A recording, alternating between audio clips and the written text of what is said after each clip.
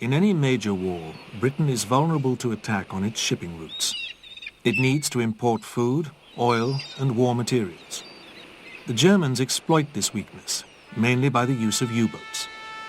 Perhaps the most important battle of the Second World War is that for the control of the Atlantic sea lanes.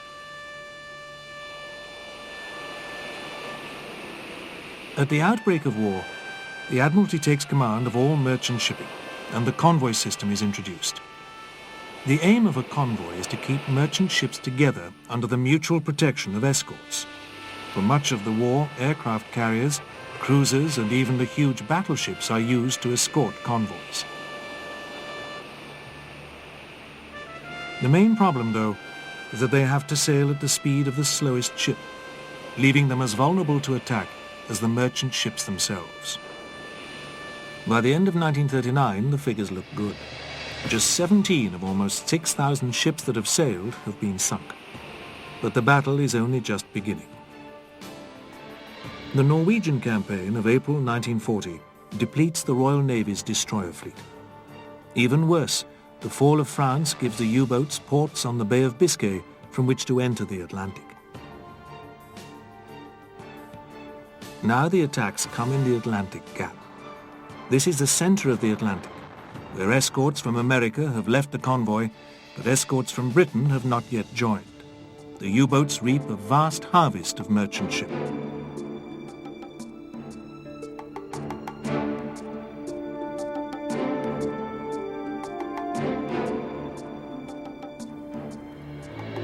In September 1940, Admiral Karl Dönitz, commander-in-chief of all U-boats, lets loose his wolfpacks.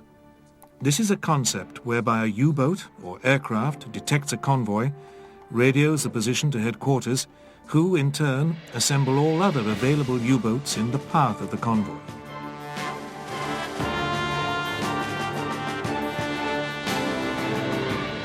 In the year of 1940 alone, more than 1,000 ships are sunk, a total of 4 million tons.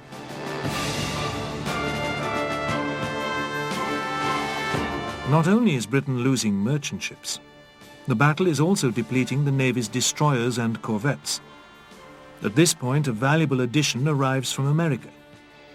President Roosevelt and the US Congress agree to the loan of 50 elderly destroyers.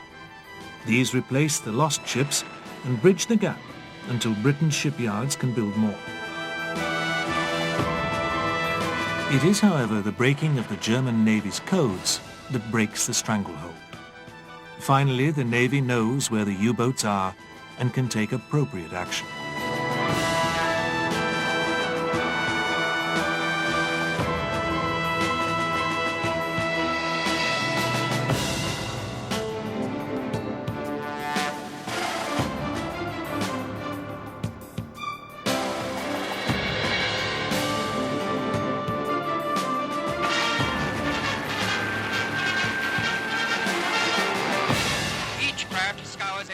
Long-range aircraft begin to patrol the vast stretches of the North Atlantic, but it is still not enough.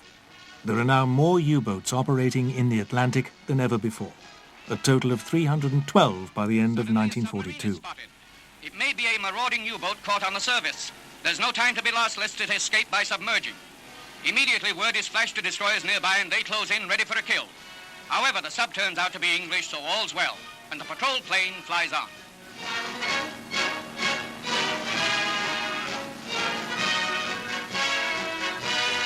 Flood of weapons from factory to fighting front. Against the convoys, the U-boat. 1943 sees the climax of the battle. In the first 20 days of March, 500,000 tons are lost, but the tide is turning. More escorts and merchant ships appear. And long-range bombers, we fight back against the U-boat. The Admiralty has advanced information on the whereabouts of the enemy, and the U-boat effort begins to slacken from sheer fatigue. 41 U-boats are lost in May 1943, and Dönitz withdraws the rest, ostensibly for training. They do reappear, but never with the same venom as before. The Battle of the Atlantic is the hardest ever fought by the Royal and Merchant Navies. thousands of men have lost their lives or suffered from the severe conditions found on the high seas. But their contribution sees the ultimate survival of Britain.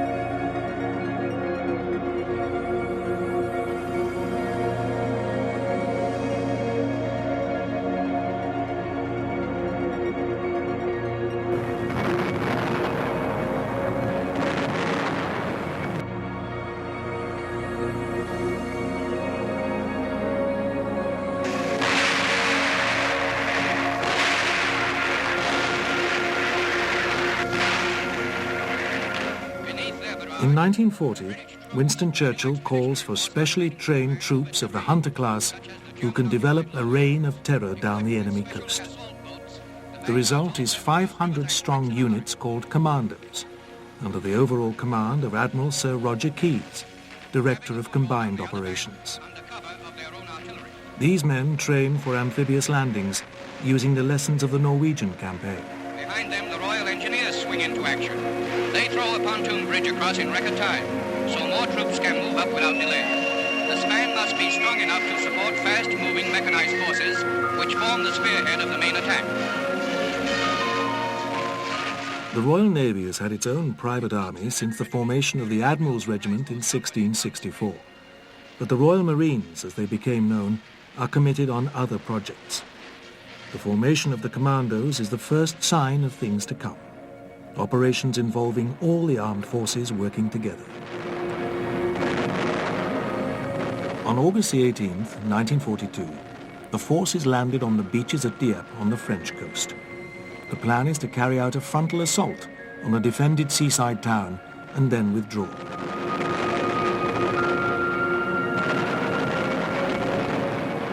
The commandos are to destroy enemy gun batteries on the flanks. Partially successful, the commandos withdraw. The main force, however, is holed up on the beach, unable to move inland.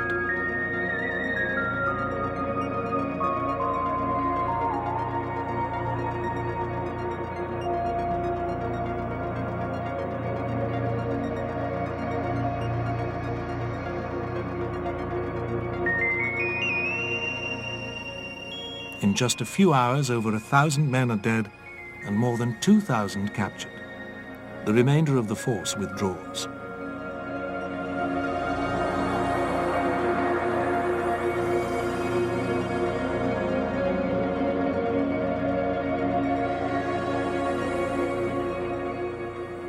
The Dieppe raid is called a fiasco, but it proves to be a valuable lesson for the future. For at Combined Operations Headquarters, the priority is planning for the invasion of France.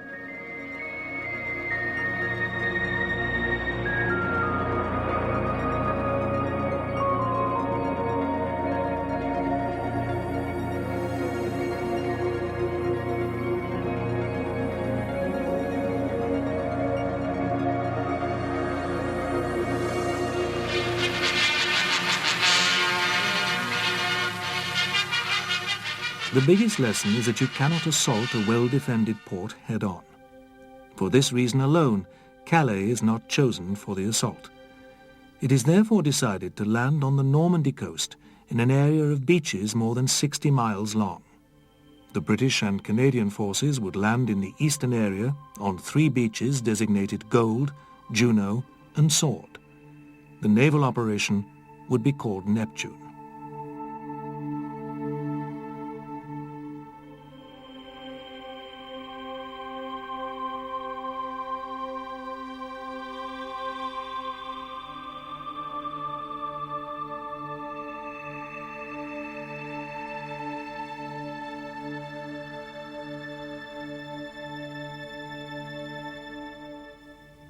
The Navy's first job is to seal off both ends of the beachhead.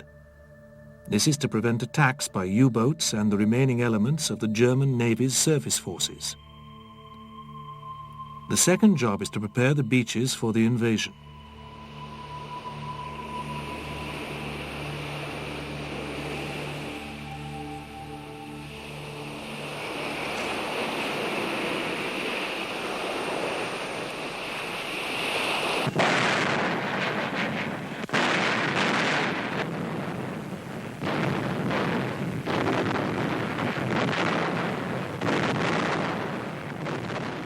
At 5:30 on the morning of the 6th of June 1944, the Royal Navy begins a thunderous bombardment. More than 1,200 ships are available for the operation, including 3 battleships, 17 cruisers, and 63 destroyers. The combined force fires thousands of tons of shells into the German defences. Their next job for D-Day is to put ashore the thousands of men committed to the first wave assault. Canadian and British troops have less distance to go than their American counterparts to the west, and they arrive on the beaches without too many losses.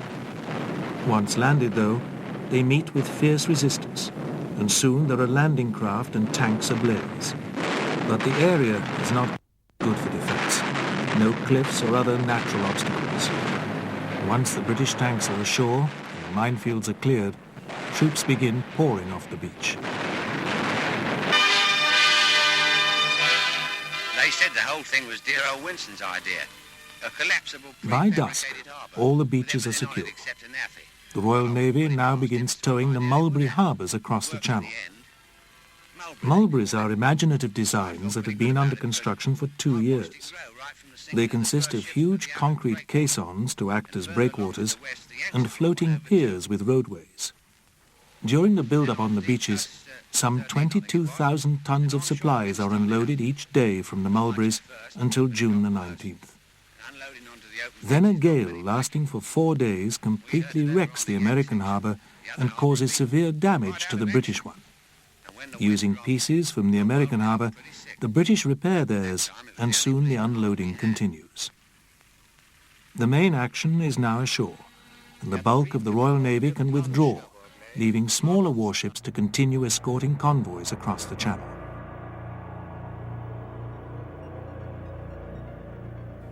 On December the 7th, 1941, the Japanese attacked the US base at Pearl Harbor on the Hawaiian island of Oahu.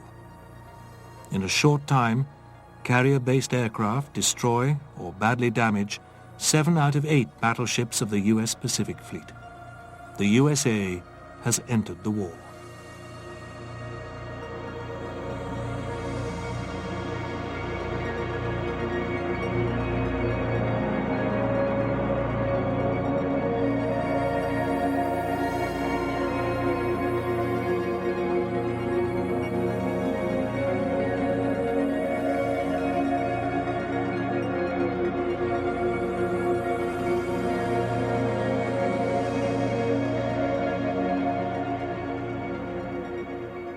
The following morning, Japanese aircraft bombed Singapore, the great British stronghold in the Far East.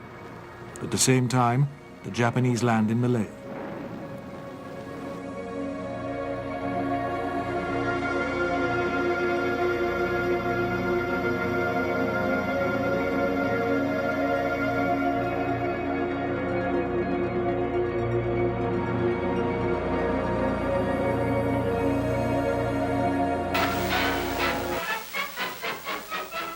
On December the 8th, Vice Admiral Tom Phillips takes Force Z out of Singapore harbour, planning to attack the Japanese beachhead. Force Z consists of the battleship Prince of Wales, repaired after her fight with Bismarck, and the old battle cruiser Repulse. He has no air cover and relies on bad weather for protection. Initially spotted by a submarine, Phillips realizes his predicament when he spots 3 Japanese seaplanes in the distance. With surprise lost, he alters course to return southwards. But a strong force of Japanese bombers is on their way to attack. Around midday on the 10th of December, the ships are bombed and torpedoed. The Repulse is struck by 4 torpedoes and sinks. Prince of Wales takes hits from several bombs, and Admiral Phillips orders the crew to abandon ship. Just after 1 o'clock, she rolls over and sinks. 3,000 men, including Phillips, are lost. It is the worst British naval disaster of the war, and the first time that aircraft sink such large ships at sea.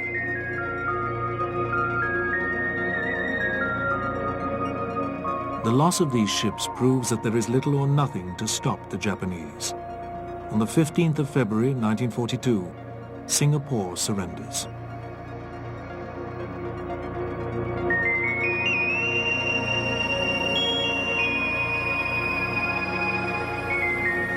This and other setbacks forced the Royal Navy to withdraw from the Eastern Indian Ocean, leaving the American carriers to turn the tide against Japan.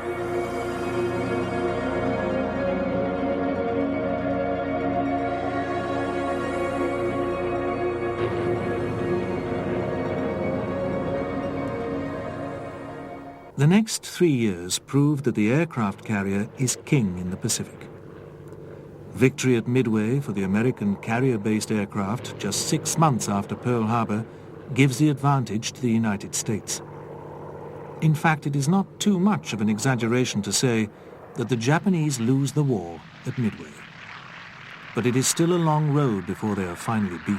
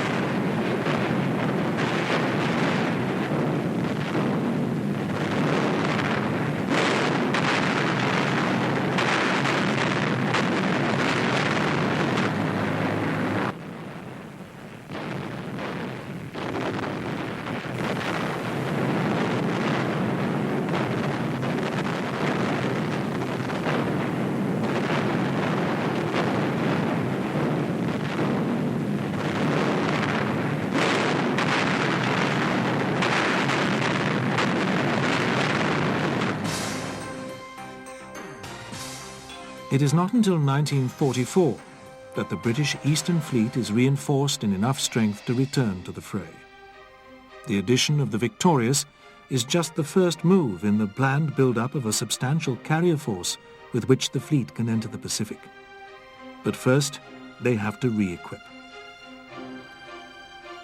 They already carry the seagoing version of the RAF Spitfire, the Supermarine Seafire. This carries an arrestor hook for deck landings and extra nose ballast to correct the center of gravity.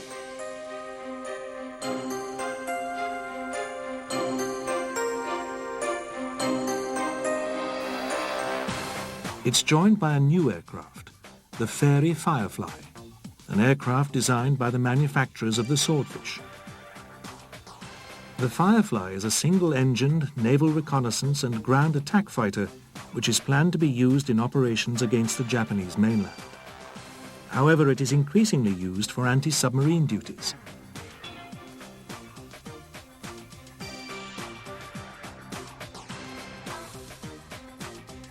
It is soon decided to add to the carrier's complement by buying from the American Navy. Among them is the Grumman F-6F Hellcat, an aircraft that had proved itself at numerous carrier battles throughout the Pacific War.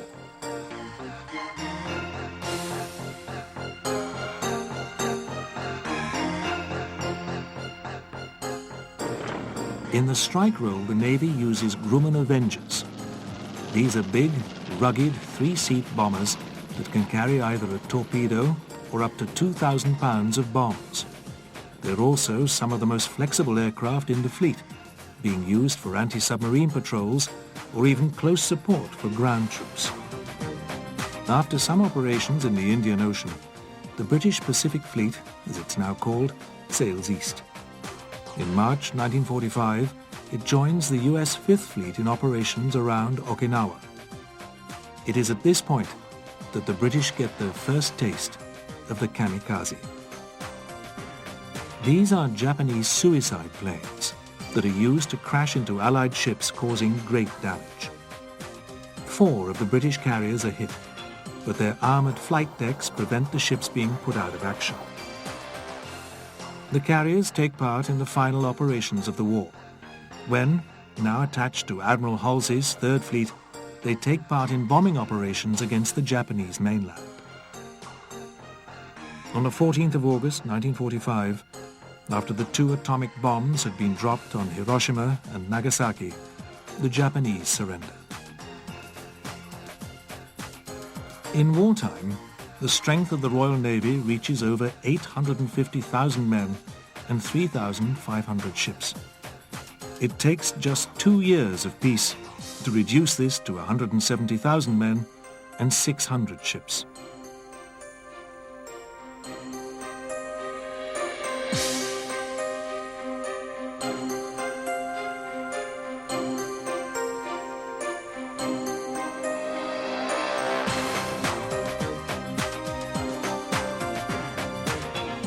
However, the big winner is the aircraft carrier, which has become the dominant ship, replacing the battleship. At the end of the war, there are no less than 57 carriers in the Royal Navy's service. The war had also given a great impetus to naval aircraft development. It is not until 1951, though, that the Fleet Air Arm first equips with jets. For the next conflict, there will still be piston-engined aircraft on the flight deck.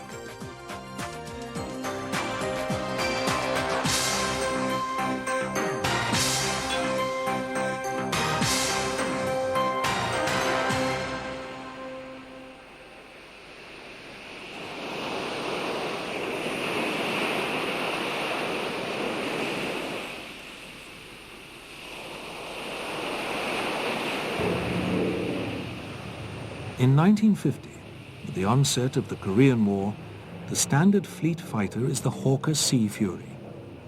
During the war, Sea Furies carry out hundreds of ground attack sorties against North Korean forces. And with a top speed of 460 miles per hour, it is occasionally able to hold its own against the communist MiG-15 jets.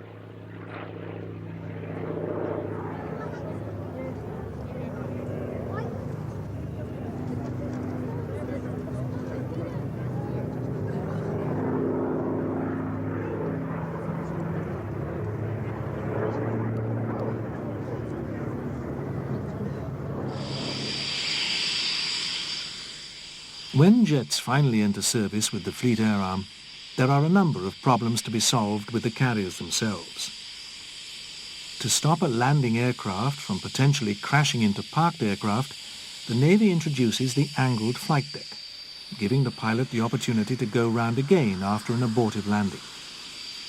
It is also found that the heavier jets have difficulty being launched using the old hydraulic catapults. The answer is the steam catapult. Yet another British invention is the ejector seat. This makes it possible for pilots to get out of an aircraft in trouble, something that is impossible to do if using just a parachute in a jet aircraft.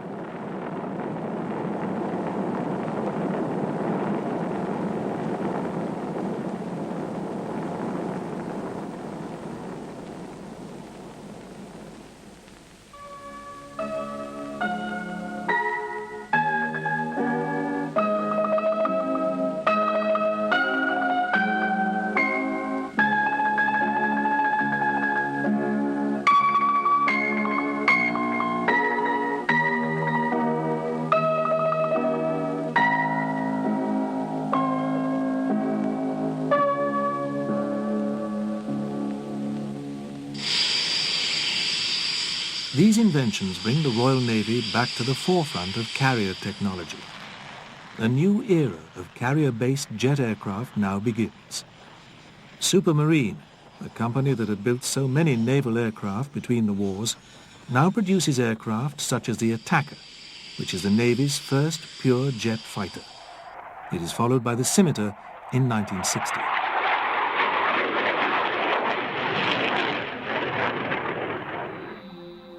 Aircraft such as these are mixed on the flight decks of the new fleet carriers with the last of the remaining piston-engined aircraft. The zenith for the British carrier fleet is in the 1960s. The Navy now has fully operational fleet carriers that hold dozens of aircraft. They also have new aircraft to counter the threat from Soviet ships menacing the sea lanes. In the strike role is the Buccaneer.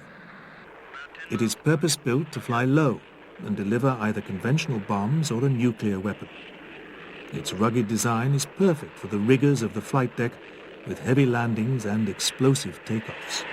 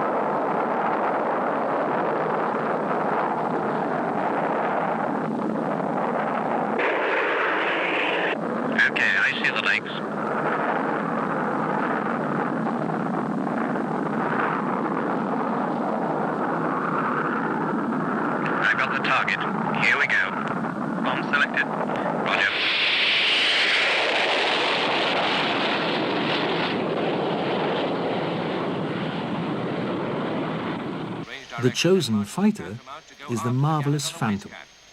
It is bought from America, where it has proved to be a first-rate fighter for the US Navy. They also fly the Fairy Gannet, an aircraft that proves to be an ideal early warning aircraft, despite being one of the ugliest aircraft ever built. The crew's clear. FDO winding up to takeoff power, full power, green from FLICO. Go.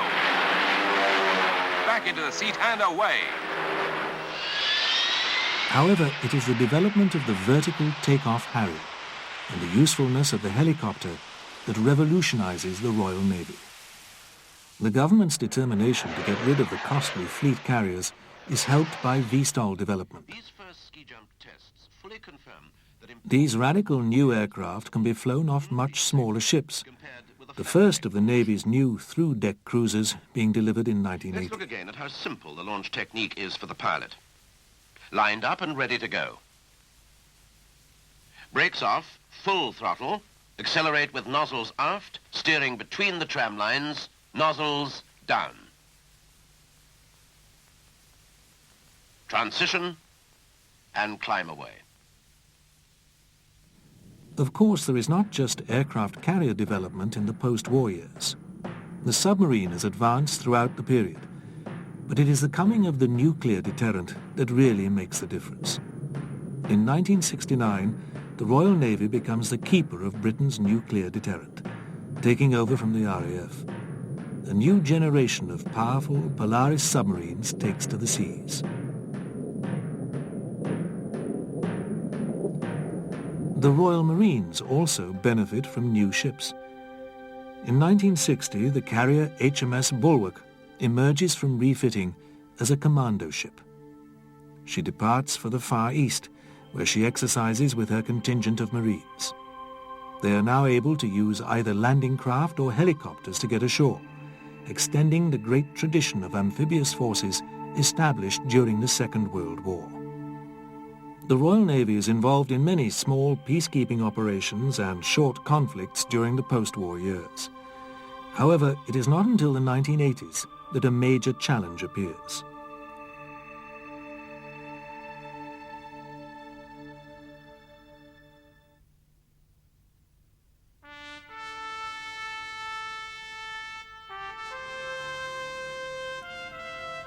For the Royal Navy, 1982 is probably her most momentous year since the Second World War.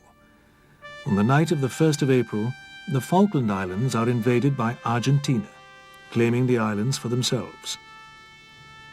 Within 3 days, 2 aircraft carriers, the old HMS Hermes and the much newer HMS Invincible, sail for the South Atlantic. Hermes carries the flag of Rear Admiral Sandy Woodward, commander of the naval operation. The operation consists of 4 phases. First, the Navy has to sail to protect the sea lines of communication. The Falklands are thousands of miles away from Britain, and therefore the supply lines are extremely long. Secondly, they have to gain control of the sea and airspace around the islands. While Sea Harriers from Hermes attack the 2 airfields on the islands, others from Invincible, armed with Sidewinder missiles, maintain combat air patrols ready to attack any Argentine aircraft that attempt to attack the strike force. Several enemy aircraft are shot down. Over the next few days, the Royal Navy has mixed fortunes. On the 2nd of May, the submarine HMS Conqueror torpedoes and sinks the Argentine cruiser General Belgrano. Although she is outside the exclusion zone, she is considered too much of a threat and is dispatched to the bottom of the sea. However, 2 days later, the Type 42 destroyer HMS Sheffield is hit by an Exocet missile fired from an Argentine Superetendard. With the loss of these 2 ships, there is now full-scale war at sea.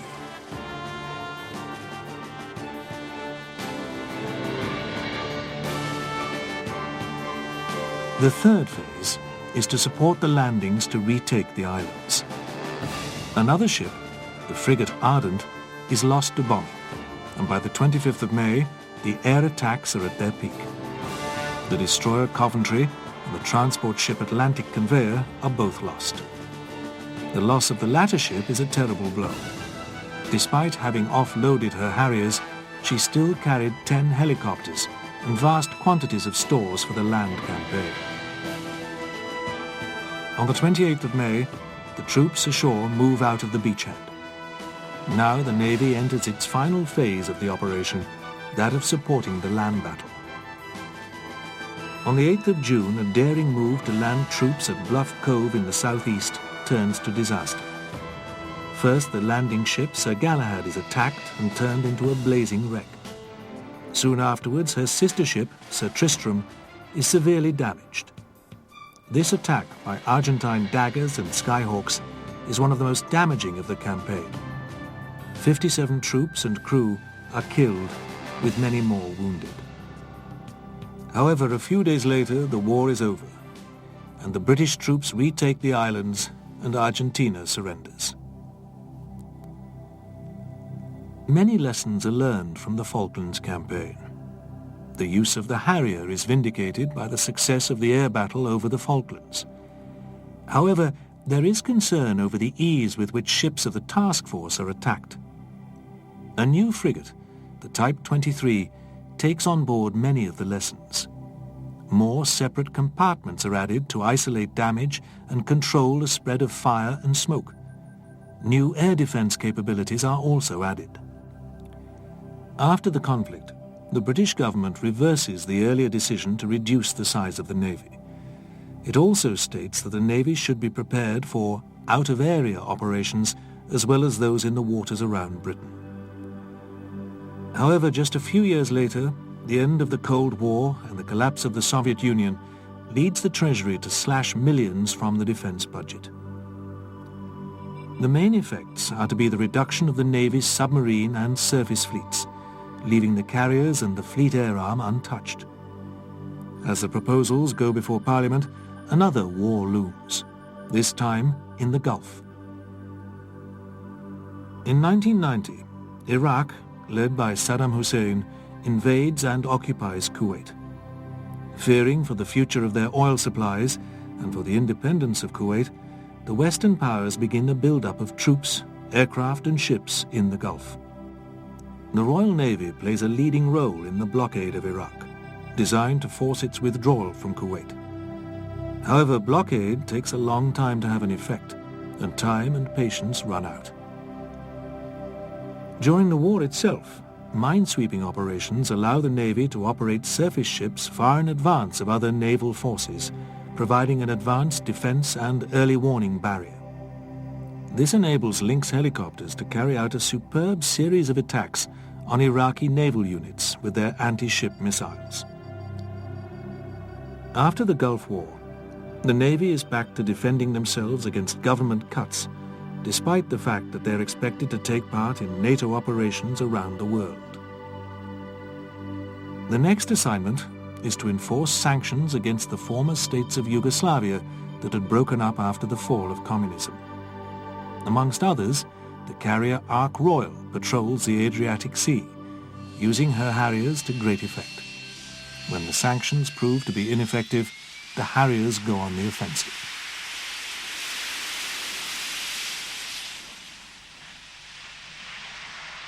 Halfway through the final decade of the century, the emphasis for the Royal Navy is mobility and flexibility, perhaps another way of saying smaller.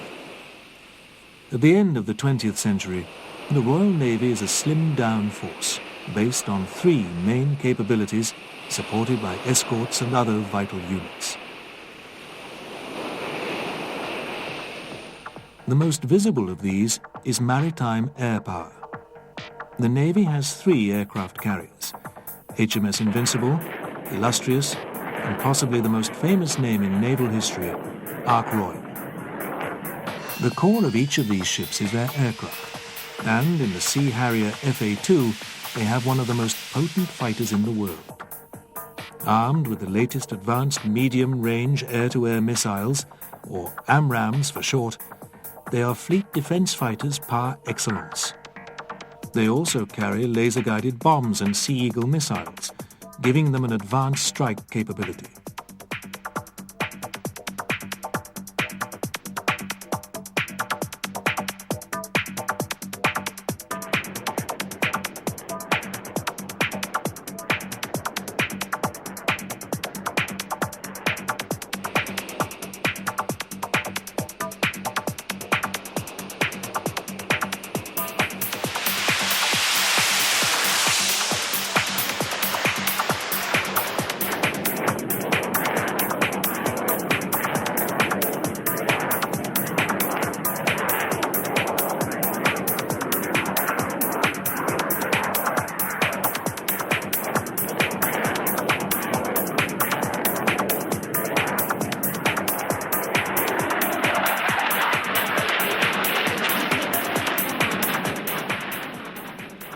Aircraft carriers, of course, also have a complement of Sea King helicopters, both for anti-submarine warfare and for air-sea rescue. These are always on hand, patrolling the seas around the ship to counter any potential covert attack.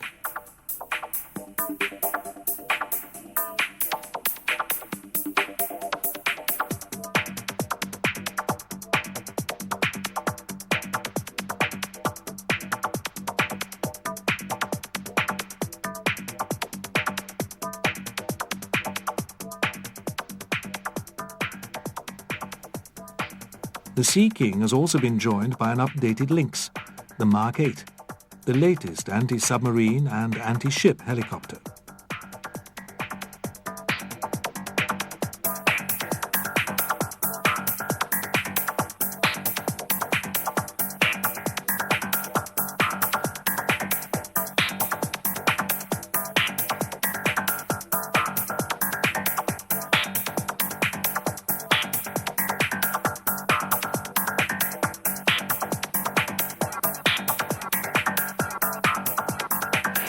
When at sea, the aircraft carrier is always the command and control center for the surface flotilla. Surrounding her will be a small group of vessels vital to the everyday tasks of life at sea. There will be frigates, tasked to scan on and below the waves for enemy craft. There will be destroyers using their early warning radar and anti-aircraft missiles to ward off enemy air attacks. And there may well be a host of other vessels, all needed to keep naval operations going.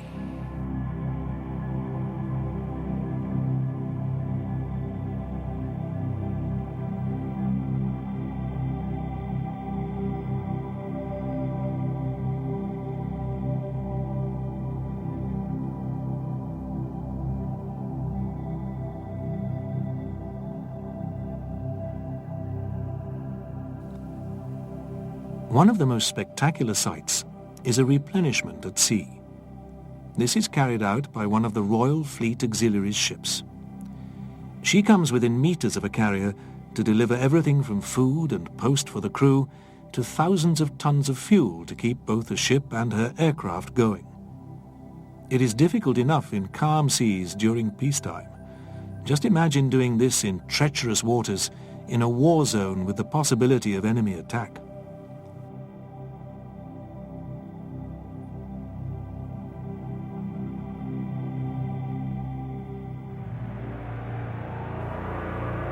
Just as the aircraft carrier is a highly visible force, so the submarine is the silent hunter, going about her business in the deep. The Royal Navy now has two types of submarine. The SSBN, or Submarine Ballistic Nuclear in naval parlance, provides Britain's nuclear deterrent.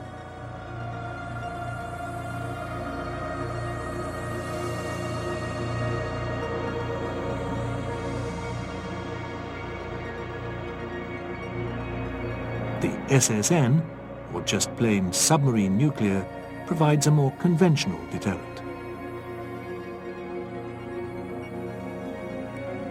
Now that Polaris has gone, the latest Vanguard-class SSBNs carry Trident missiles. The submarine and its deadly load of 16 Tridents are possibly the most powerful force in the world today. Almost 500 feet long and weighing 16,000 tons, Vanguard is the largest UK submarine ever built. As part of the NATO deterrent forces, the SSBN is insurance against the worst-case possibilities.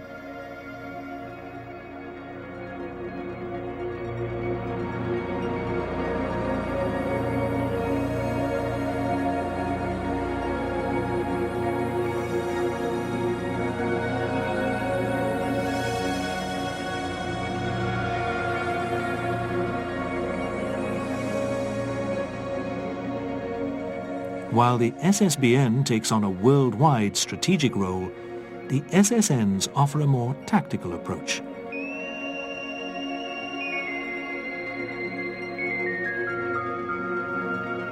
If the Royal Navy wants to monitor opposition forces, protect an area for an amphibious landing, or seek out and destroy an enemy submarine, they call on the services of an SSN. But their most recent and most publicized role has been one of striking the enemy from afar. For this, they use the Tomahawk land attack cruise missile, which has a range of about 600 miles. The first use of a British Tomahawk was during the recent conflict in Kosovo. Built in the United States, these highly sophisticated missiles have the ability to fly at varying altitudes, keeping below enemy radar, hugging the terrain, and striking with alarming accuracy. They're even able to fly round buildings before blasting the intended target.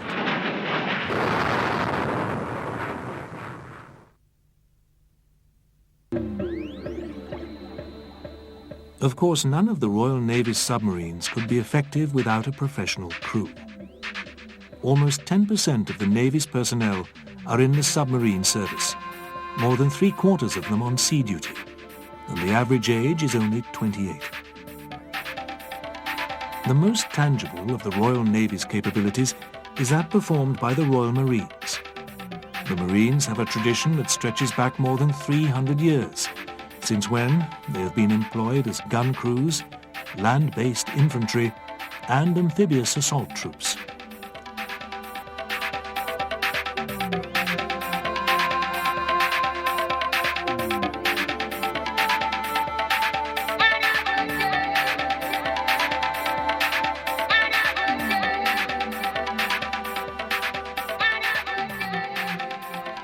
Now they are arguably the fittest and best trained troops in the world, passing all their tests with flying colours before being awarded the coveted Green Beret. 3 Commando Brigade Royal Marines is made up of 3 lightly armed commando units, each over 600 strong. Together they constitute a flexible, rapid reaction force in their own right. The word amphibious normally means that they come via the sea, but today's Marines can also be deployed from the air, carried and supported by the helicopters of the naval air squadrons. They also have artillery and engineering support from Army commando units. Basically, they are a go-anywhere, do-anything force.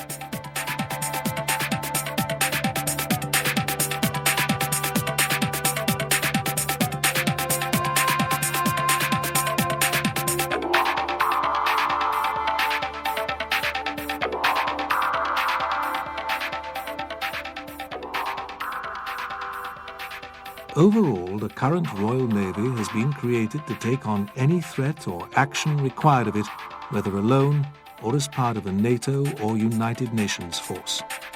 And this policy must also continue into the future. The next generation of ships will have to be multi-role, working with smaller crews and even greater computer automation. They will also be used by all the armed services. The first glimpse of the future is HMS Ocean. Going under the rather formal name of Landing Platform Helicopter, she is designed to take Royal Marines and other Army units anywhere in the world and land them either by helicopter or by landing craft. HMS Ocean has already been used for humanitarian relief operations.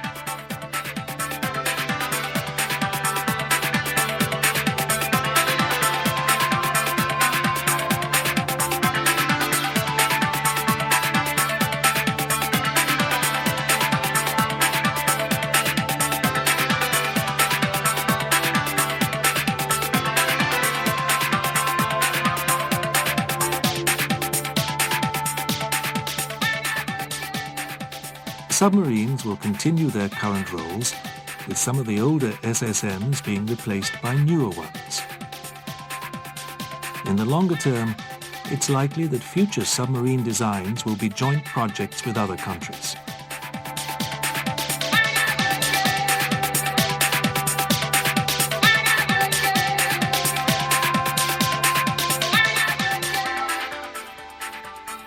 But perhaps the most radical change will be in maritime air power.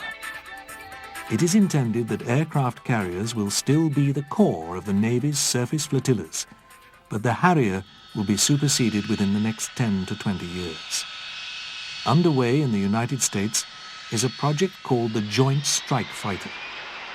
Futuristic it may be, but it will undoubtedly be stealthy, supersonic, and able to operate off anything from the giant US carriers to the smaller British ones. At that point, the carriers will need to be replaced.